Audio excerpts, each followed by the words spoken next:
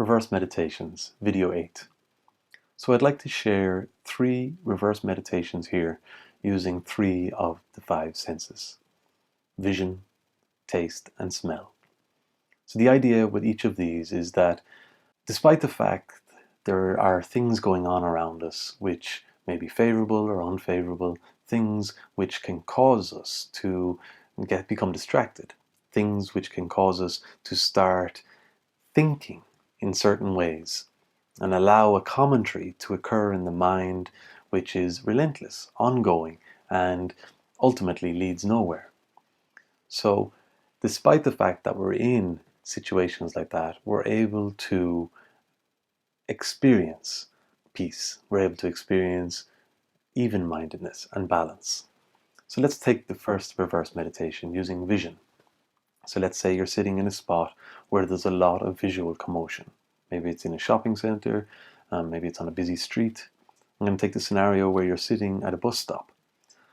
And you're sitting at the bus stop and there's traffic moving up and down and there's people walking every which way, there's noise, there's a lot going on.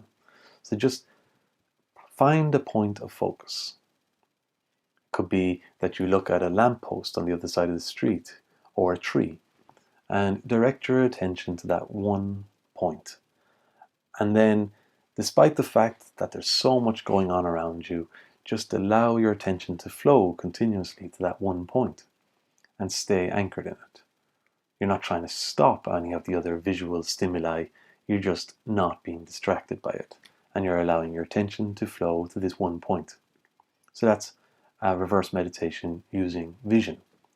The next is a reverse meditation using taste. Most of us, have a food or a beverage of some kind that we don't particularly like. So on occasion, you can eat this food that you don't particularly like.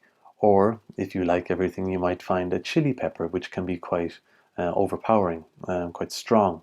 And so you eat it, you consume it, and if it's a food you don't like, you'll feel the aversion, the dislike, just reverberating through your whole being. There'll be a response to it of dislike.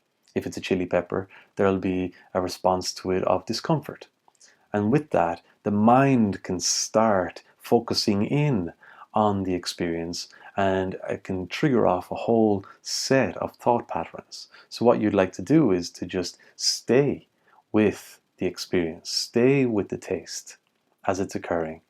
And the thought patterns which are occurring, don't identify with them, don't become entangled in them, just stay with the taste and stay grounded, balanced and even-minded until such point that you swallow whatever it is that you've eaten, or you can spit it out. And the last one is a reverse meditation using smell, and it's quite similar. So you may find yourself in a place where there's an odor which you don't particularly like. And again, just sit with the odor, smelling it. You're not trying to avoid it, you're not trying to change it, you're not trying to get rid of it. And you'll notice that their thought patterns might be inclined to start making criticisms, expressing their preference, how you want to get out of here, how you can't wait until you have some fresh air, or whatever other thought patterns might occur. But basically what you're trying to do is just stay with the smell, accept it as what's going on in that moment, and then the thought patterns that might rise up as a consequence of the smell, just you can notice them, but don't engage with them, don't encourage them, don't identify with them. Just stay grounded, even-minded, and balanced. So there's 3 different reverse meditations using vision, taste, and smell.